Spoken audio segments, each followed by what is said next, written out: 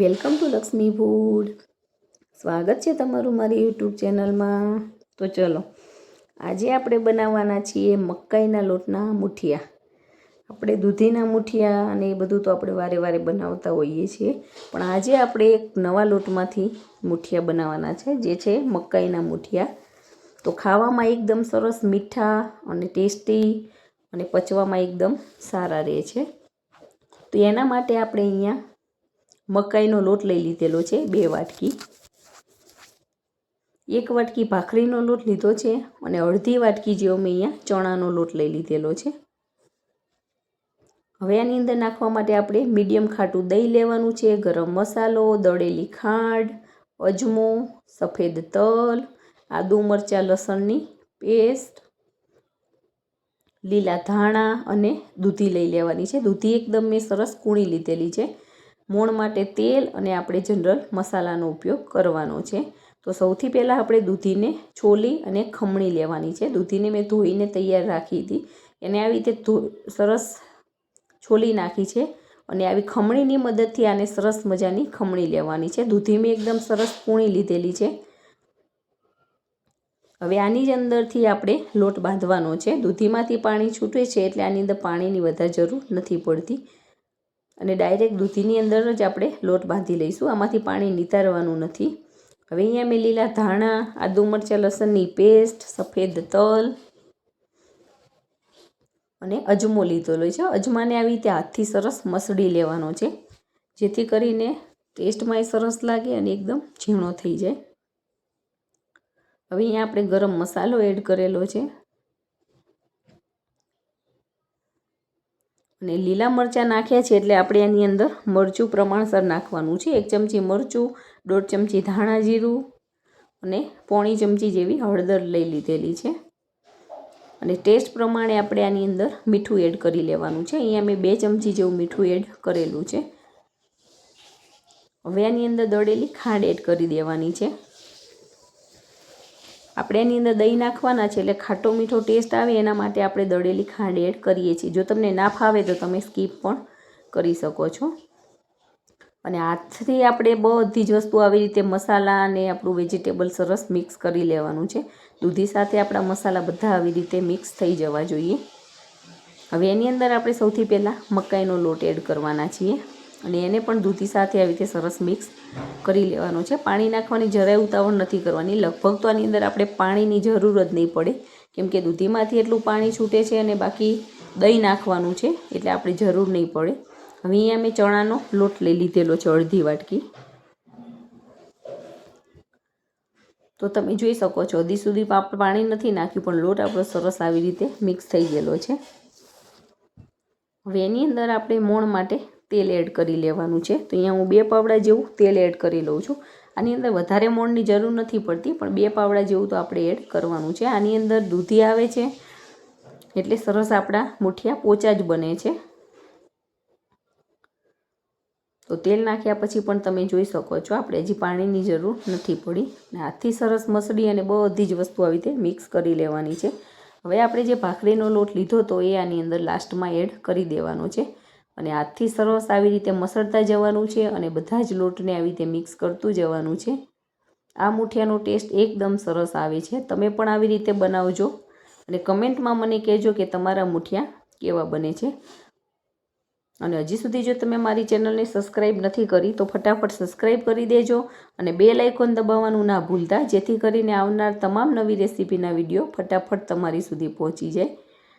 તો લાસ્ટમાં આપણે હવે દહીં એડ કરી દેવાનું છે અને દહીં નાખ્યા પછી તમે જોઈ શકો છો લોટ આપણો બધો જ આવું ભીનો થઈ ગયો છે અને સરસ આવી રીતે મિક્સ થવા માંડ્યો છે.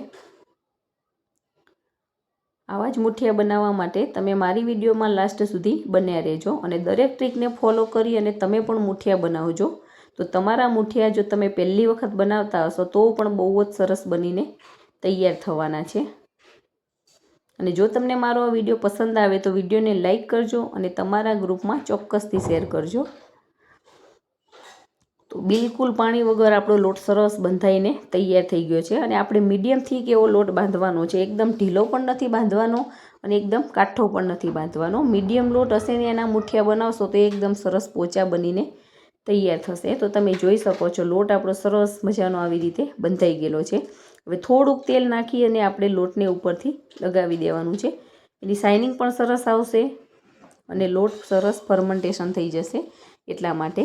અને આ લોટને આપણે બાંધીને વધારે ટાઈમ પડ્યો નથી રાખવાનો. 5-1 મિનિટ આપણે આને રહેવા દઈશું.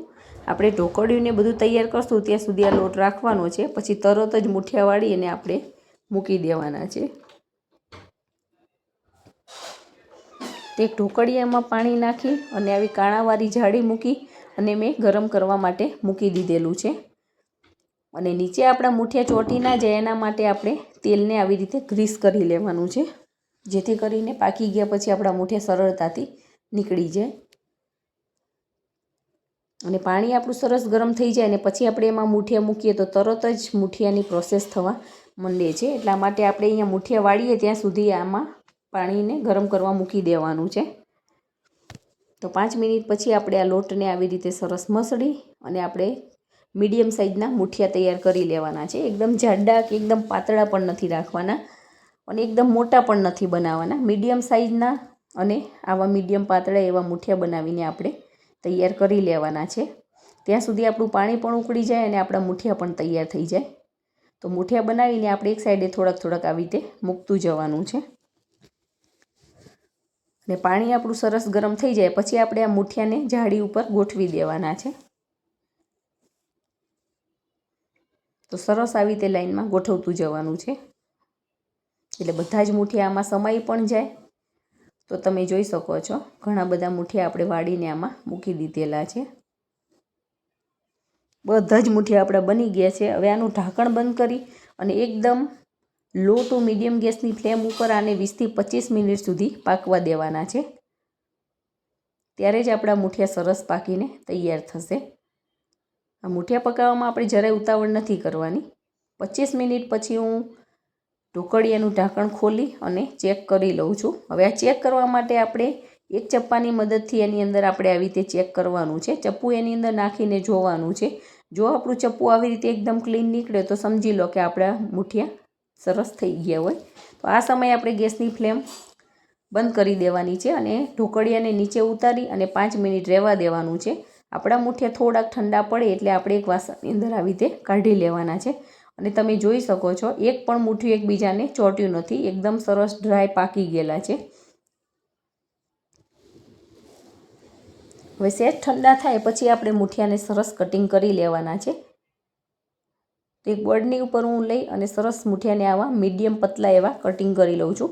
એકદમ જાડા પણ કટિંગ નથી કરવાના અને સાવ પાતળા નથી કરવાના. સાવ પાતળા કરશું તો વેરાઈ જશે. આવા મીડિયમ થીક એવા કટિંગ આપણે કરી લેવાના છે અને પછી આને સરસ વઘારી લેવાના છે. તો તમે જોઈ શકો છો સરસ મુઠિયા બધા જ મુઠિયાને આપણે આવી રીતે કટ કરી લેવાના છે. અને મુઠિયાનો વઘાર કરવા માટે મેં ઝીણી કાપેલી ડુંગળી, ખાંડ, લીંબુનો રસ, સફેદ તલ, મીઠા લીમડાના પાન અને ગાર્નિશિંગ માટે લીલા ધાણા લીધેલા છે. તો અહીંયા મેં 4 પાવડા જેવું તેલ એક મોટા વાસણમાં મૂકી દીધેલું છે. આ ઊંડું વાસણ હોય એની અંદર આપણે મુઠિયાનો વઘાર મૂકવાનો છે. એ કેમ મૂકવાનો છે હું તમને જણાવું છું. તેલ સરસ આપણું ગરમ થઈ જાય પછી આપણે એની અંદર રાઈ નાખવાની છે અને રાઈને સરસ તતડાવા દેવાની છે. પછી એની અંદર જીરું એડ કરવાનું છે અને આની અંદર થોડુંક ચડિયાતું તેલ લેવાનું છે. તો આપણો વઘાર સારો આવશે અને મુઠિયા સરસ તેલમાં મિક્સ થશે. હવે મીઠા લીમડાના પાન અને સફેદ તલ નાખી અને આપણે તલને સાતળવા દેવાના છે. હવે ચપટી હિંગ નાખવાની છે અને ઝીણી કાપેલી ડુંગળી એડ કરી અને ડુંગળીને પણ સરસ ટ્રાન્સફર થાય ત્યાં સુધી સાતળી લેવાની છે. અને વઘાર આવી રીતે આવી જાય પછી આપણે ગેસની ફ્લેમ સ્લો કરી દેવાની છે, નહીં તો આપણો વઘાર દાજી જશે. તો આવી રીતે ચલાવતા જઈ અને આપણી ડુંગળી સરસ મિક્સ કરી લેવાની છે અને ડુંગળીને સરસ પાકવા દેવાની છે.